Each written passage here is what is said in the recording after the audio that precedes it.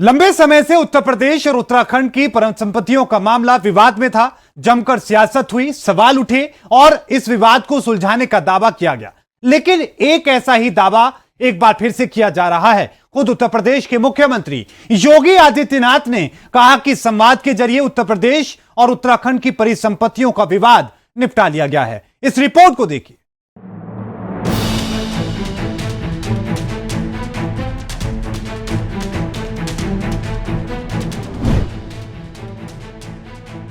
सालों से उत्तराखंड अपने हक के लिए संघर्ष कर रहा था, लेकिन आज उत्तर प्रदेश और उत्तराखंड की सरकारों ने संवाद करके परिसंपत्तियों के विवाद को सुलझा लिया है। 2022 के विधानसभा चुनावों से पहले ही उत्तराखंड पहुंचे योगी आदित्यनाथ ने दावा किया था कि दोनों सरकारें बैठकर विवाद का समाधान करेंगी और आज खुद योगी आदित्यनाथ ने विवाद खत्म करने का दावा किया है।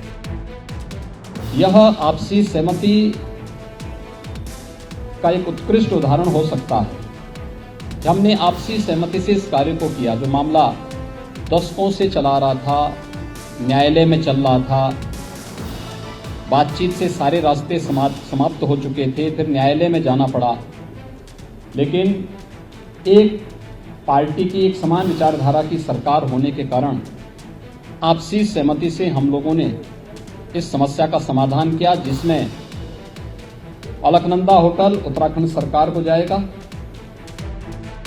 भागीरथी पर्यटक आवास गृह के उद्घाटन के मौके पर योगी आदित्यनाथ ने कहा कि परिसंपत्ति का विवाद जब बैठकों में नहीं निपटा तो मामला कोर्ट में चला गया। 2017 में जब वो मुख्यमंत्री बने तो उत्तराखंड में त्रिवेंद्र सिंह रावत मुख्यमंत्री बने। इस मामले में कोर्ट ने जब तीखी टिप्पणी की तब उन्होंने अधिकारियों के साथ बैठक करके बातचीत के जरिए इसे सुलझाने की बात कही।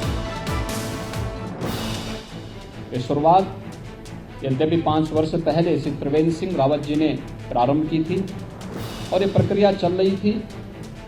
बातचीत आधिकारिक स्तर पर चल रही थी, चीफ सेक्रेटरी स्तर की बैठकें भी हो चुकी थी।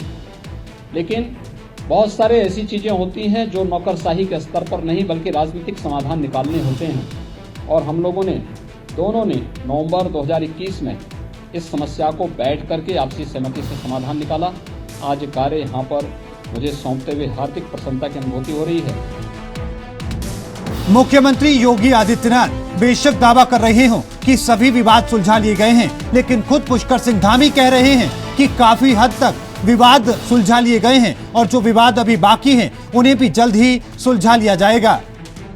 नवंबर माह में सभी प्रकार के जितने भी इस परिसंपत्तियों से जुड़े हुए मामले थे उसमें 95% जो कुछ 5% रह गए हैं उन सब का भी जल्दी जो है समाधान हो जाएगा। जैसे हमारे यहाँ पर सिंचाई विभाग की ज़मीनें हैं और उसमें तय हुआ है सिंचाई विभाग के जो आवास हैं कि जितनी हमको आवश्यकता है या उत्तर प्रदेश को जो आवश्यकता होगी उनके कामों को चलने के लिए, क्योंकि बहुत सारे जो हेडवर्क्स हैं यहाँ पर वो सारे हेडवर्क्स उत्तर प्रदेश को सिंचाई के लिए काम आते हैं। सिंचाई का काम वहाँ से चलता है तो उत्तर प्रदेश को मिल जाएंगे।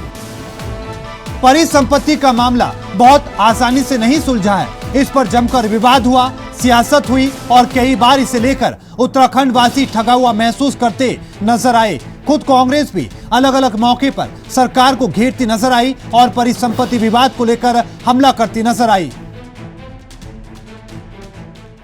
देखिए, बड़ा दुर्भाग्य है, उत्तर प्रदेश में भी भारतीय जनता पार्टी की सरकार है, उत्तराखंड में भी भारतीय जनता पार्टी की सरकार है वर्तमान में, और केंद्र में भी भारतीय जनता पार्टी की सरकार है। जो परिसंपत्तियों का विषय है,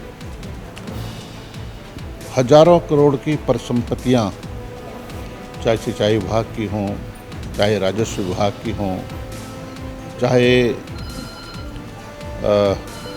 रोड परिवहन विभाग की संपत्तियां हों, आज भी उत्तराखंड के पास कुछ भी हाथ नहीं लगा है।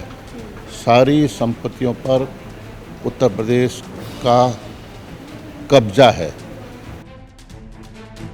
सरकार दावा तो यही कर रही है कि परिसंपत्ति का विवाद सुलझा लिया गया है, लेकिन देखना दिलचस्प होगा कि आखिर उत्तराखंड को वाकई इंसाफ मिला है या फिर सालों साल लटके परिसंपत्ति के इस विवाद में उत्तराखंड आगे भी ठगा हुआ महसूस करता नजर आएगा। Bureau report, R9 news.